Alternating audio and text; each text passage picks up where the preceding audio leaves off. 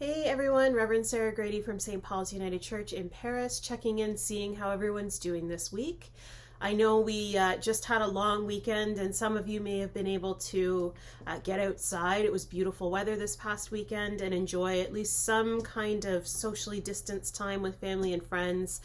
The long weekends, especially in May, often feel like they're the kickoff for summer, and I know that's feeling once again very different this year. You know, people aren't able to go to their cabins and their trailers and their cottages and open those things up in the same way, and usually maybe backyard barbecues. You know, it's usually a pretty social weekend for the year, so yet another time that we are missing out. And I'm praying that even though it looked differently once again this year, you still found some time to share in some joy and some laughter and the company of other people in whatever way you were able to safely do so.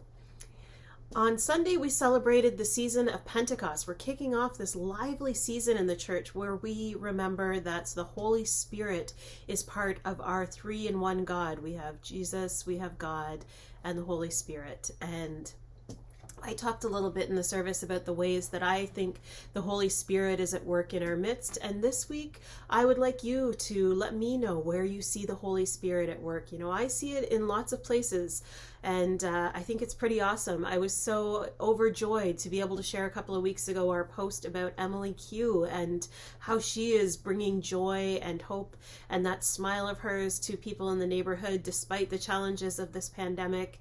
And I see just amazing things happening in the news despite some of the challenging news that we keep getting. There's also some really great news stories. I love when people send them to me and let me know the good things they see happening. So I want to hear from you this week. Last week I wanted to hear about your joy. This week I want to hear where you see the Holy Spirit at work. You know, somebody who's enlivened by the Spirit to do good work, to do something that helps the environment or the care for others. And in the spirit of that, I had some fun a couple of weeks ago when Eric and I were able to gather in the sanctuary together and record some music for our Sunday services. And one of my favorite hymns in More Voices is Come, O Holy Spirit. It was the final hymn for our Sunday service.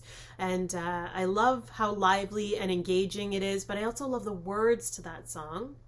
And it reminded me, there's another really great song. It's a little more subdued, so I wanted to offer you a song today as part of Check-In Time, and it's another one in More Voices by Bruce Harding, and it's called Spirit God, Be Our Breath.